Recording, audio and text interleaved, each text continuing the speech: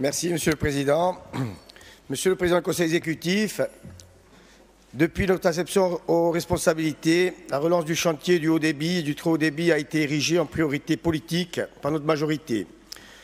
Le Conseil exécutif a donc souhaité, dès 2016, que les ambitions affichées dans le schéma de directeur territorial d'aménagement numérique soient renforcées et que la collectivité de Corse s'attaque à réduire au plus vite la fracture numérique, de plus en plus insupportable pour certains territoires, notamment ceux situés dans les zones rurales. Ainsi, pour rattraper le retard de l'île en termes d'aménagement haut débit et très haut débit, vous avez inscrit au budget 2016 près de 90 millions d'euros qui seront valorisés à hauteur de 300 millions d'euros de travaux dans les 5 années à venir sur l'ensemble du territoire. L'objectif étant de réaliser 2 grands chantiers, celui de l'amélioration du haut débit dans nos territoires ruraux et de montagne qui souffrent de débit dégradé sur la DSL, et celui du déploiement du haut débit par fibre optique dans l'ensemble des territoires non couverts par l'initiative des opérateurs privés. Nous le savons tous, cette ambition d'aménagement numérique représente une attente majeure des Corses, car elle permettra enfin de moderniser nos infrastructures numériques, de revitaliser les territoires les plus isolés et ainsi de donner un nouveau souffle à notre économie. Le lancement opérationnel de ces grands projets d'investissement de la collectivité a été acté par l'Assemblée de Corse à travers notamment l'attribution en 2018 de la délégation de service public relative à la conception, à l'établissement et à l'exploitation du réseau très haut débit de la Corse. Or, la semaine dernière, la préfète de Corse a saisi le tribunal administratif de Bastia afin d'obtenir, dans un premier temps, la suspension et, à terme, l'annulation de cette délégation de service public. Ainsi, Monsieur le Président, pouvez-vous fournir à notre Assemblée davantage d'informations sur ce dossier et nous exposer les démarches que vous comptez entreprendre suite au lancement de cette procédure?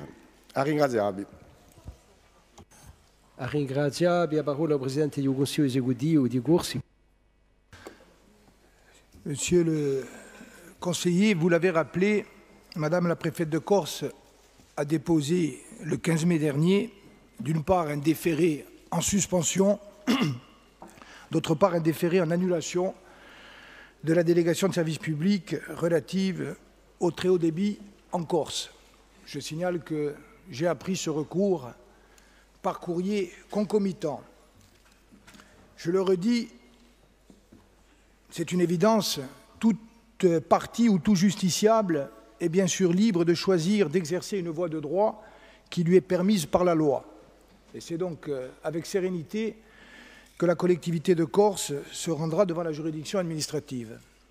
Pour autant, je le redis également avec solennité et devant votre Assemblée, la chronologie et le contenu de ce dossier démontrent que ce recours est dicté non pas par des considérations juridiques, mais par une volonté politique, celle de détruire un dossier stratégique dont l'État a pourtant, tout au long de son élaboration, validé à chaque étape,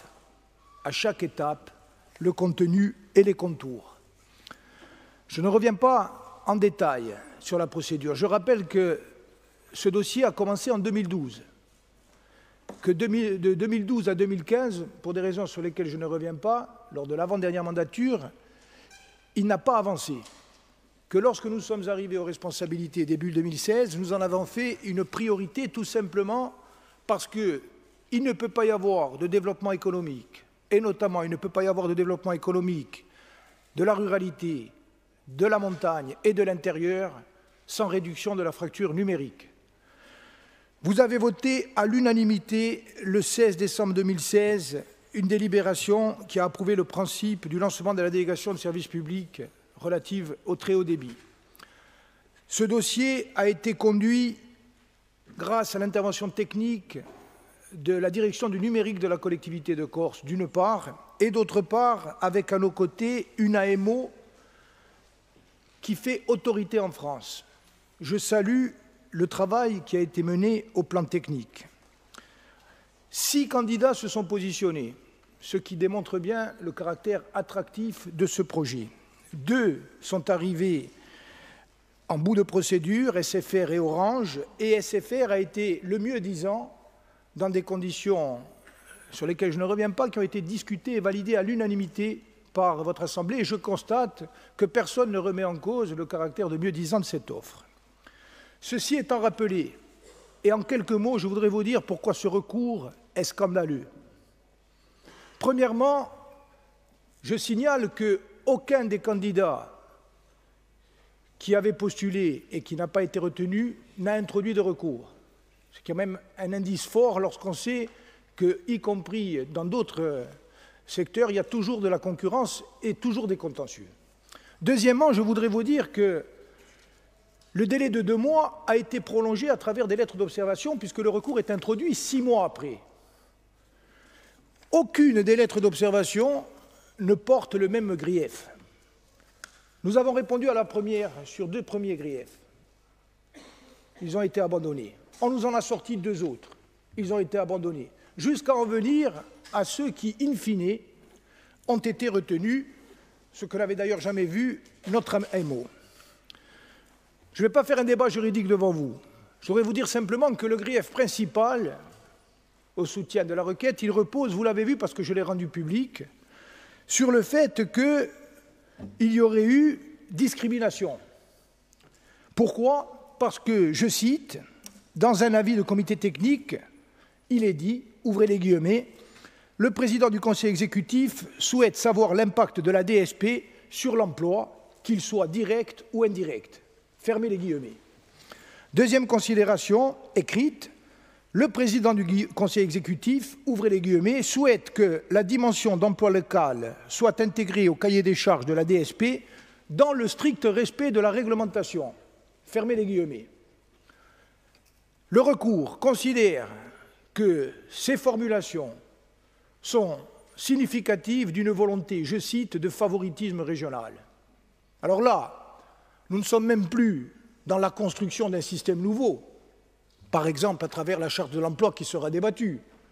Là, nous sommes dans la recherche d'une optimisation d'un financement public, dans le respect explicitement mentionné de la réglementation française et européenne. C'est-à-dire que, comme tout responsable politique digne de ce nom, j'ai cherché, dans le respect du droit actuel, à faire que les 275 millions d'euros d'investissement aient des retombées économiques, directes et indirectes, sur le tissu local. Tous les présidents de régions de droit commun de France le font. L'ANRU le fait. Tous les donneurs d'ordre le font. Et nous, on vient aujourd'hui demander l'annulation avec en arrière-plan le fait que, pour des raisons politiques, oui, nous voulons aller plus loin sur le chemin de l'emploi local, mais le chemin sur lequel nous voulons aller, ce n'est pas celui de ce cahier des charges. Ce cahier des charges, il respecte strictement la réglementation actuelle. Alors je vous le dis, cette façon de faire est scandaleuse. Elle est d'autant plus scandaleuse qu'il faut que vous sachiez, et je termine, Monsieur le Président, parce que c'est essentiel, que nous avons bénéficié pendant la négociation d'une conjoncture exceptionnelle pour des raisons extérieures. Tous les opérateurs étaient en concurrence et l'État finançait ce qu'il ne finance plus aujourd'hui, c'est-à-dire les installations portées par les institutions régionales ou dites régionales. Autrement dit, si d'aventure ce recours devait prospérer, il n'y aurait plus les subventions derrière, les 52 millions d'euros de subventions que nous sommes allés chercher. Nous sommes passés d'un objectif qui était dans la mission 1 de 30 000 prises pour 27 millions d'euros de subventions. À la fin de la négociation, nous sommes arrivés à couvrir la totalité du territoire de la Corse, c'est-à-dire 160 000 prises en 5 ans, avec 52 millions d'euros de subventions publiques pour un investissement total de 275 millions d'euros. C'est un ratio que jamais personne n'a obtenu. Il était tellement satisfaisant, rappelez-vous, que je me suis dit, avec notre AMO, avec nos services, attention que la mariée ne soit pas trop belle, et nous avons pris des garanties juridiques et financières qu'aucune collectivité n'a jamais obtenues pour nous prémunir de toute défaillance de l'opérateur retenu. 5e élément, le travail sur le terrain a commencé, c'est-à-dire que ces 275 millions d'euros sur 5 ans, ils sont prêts à être injectés. Les relevés, les piquetages sont en train d'être faits. Les 30 000 heures de formation et les 85 000 heures de 95 000 heures d'insertion sont en cours, notamment devant l'AFPA. Autrement dit, c'est un assassinat politique, économique et social contre une démarche qui a été validée à chaque pas par l'État, par l'Agence du numérique, par le SGAC, par le contrôle budgétaire, par les ministres qui sont venus successivement nous féliciter pour la procédure que nous avions initiée. Alors moi je vous dis, le tribunal administratif statuera. Mais cette décision-là, d'un point de vue politique, elle n'est pas acceptable, elle est révélatrice d'une volonté, non seulement, je le dis et je le répète et je termine, de déclarer la guerre au Conseil exécutif, à la majorité territoriale. Mais j'allais dire ça ne serait rien. Ce qui est plus grave encore, c'est que ce recours, il est significatif d'une volonté de porter un coup bas à la Corse tout entière et à son économie et à son développement économique et social. Et ça, je ne peux pas et nous ne pouvons pas l'accepter.